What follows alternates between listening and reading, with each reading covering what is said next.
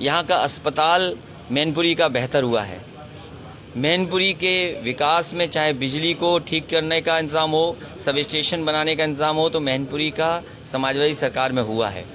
ये चौड़ी चौड़ी 4 लेन सड़कें बनी, बड़े पैमाने पर लैपटॉप बटे, बड़े पैमाने पर बच्चियों को विद्याधन मिला, समाजवादी पेंशन से भी गरीब महिलाओं की मदद की गई। इस तरह लगातार विकास के कार्य किए गए। सवाल सबसे बड़ा ये है, बीजेपी की 2 सरकारें हैं, एक दिल्ली की और एक उत्तर प्रदेश की। ये डबल इंजन की सरकार के हमें लगता है ड्राइवर भाग गए हैं, या इनके जो डबल इंजन की सरकार को चलाने वाले लोगों को विकास दिखाई नहीं दे रहा, न विकास करना चाहते हैं। आज मैनपुरी की जनता जानना चाहती है कि मैनपुरी में कौन सा बड़ा विकास कार्य हुआ है जिससे किसानों को लाभ मिल रहा हो। एक बहुत बड़ी मंडी बन रही थी एक्सप्रेसवे के किनारे जिला मैनपुरी में, करहल विधानसभा में। वो मंडी आज भी अधूरी है, पूरी नहीं होने दी सरकार ने। जो मंडी की व्यवस्था थी वो चौपट कर दी। किसान की पैदावार की आय दोगुनी का वादा किया, उनकी फसल की पैदावार की आय तो नहीं दोगुनी हुई, लेकिन डीजल, पेट्रोल और ज़रूरत की सामान की महंगाई दुगनी हो गई।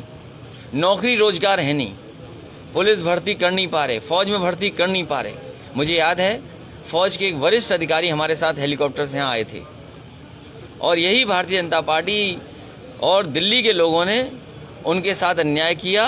नहीं तो आज यहाँ पर लगातार पुलिस की भर्ती हो रही थी। ये मच्छर देखो खा जा रहा है ऐसे, नहीं डेंगू ना हो जाए। हाँ, तो ये लगातार फौज की भी भर्ती होती। कहाँ हो रही फौज की भर्ती बताइए? सबसे ज़्यादा जवान यहीं आसपास के लोग हैं। तो ये जो बीजेपी के लोग और बीजेपी के अलायंस लोग, बीजेपी पॉलिटिकल आउटफिट है आरएसएस की।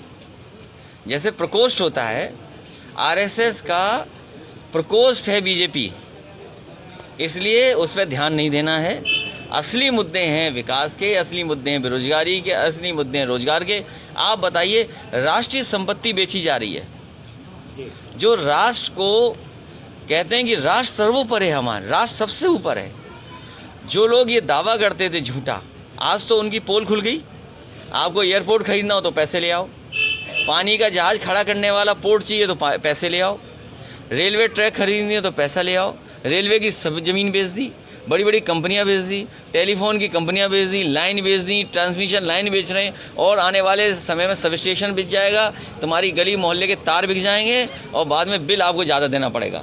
बीजेपी सरकार सर ये रामायण सम्मेलन कर रही है, क्या कहेंगे सर? ये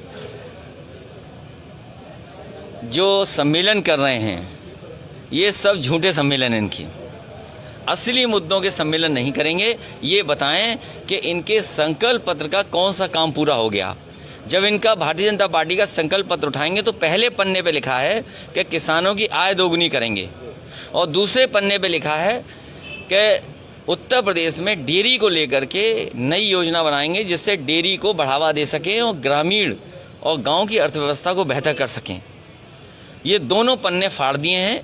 भारतीय जनता पार्टी ने अपना संकल्प पत्र कूड़ेदान में फेंक दिया, इसलिए चुनाव से पहले अलग अलग मुद्दे उठा रहे हैं। गाय को राष्ट्रीय पशु घोषित करने की बात कही गई है, इस पे आप क्या कहते हैं? वो तो कोर्ट ने कहा है तो इसके लिए कुछ नहीं कहेंगे, लेकिन गाय माँ का सम्मान होना चाहिए, और वहीं गंगा मैया को भी साफ होना चाहिए। मान लीजिए यमुना नहीं साफ होंगी तो गंगा कैसे साफ हो जाएंगी? चंबल साफ नहीं होगी तो कैसे साफ होगी? आपकी बगल में मान लीजिए जो नदी जा रही है, ईसन नदी है, एक अनैया शुरू होती है यहाँ से, तो अगर इन नदियों में शहर का नाला चला जाएगा, गंदगी चली जाएगी, तो बताइए कैसे सफाई होगी गंगा की? अंतोगत्वा ये भी पानी तो गंगा ही में जा रहा है।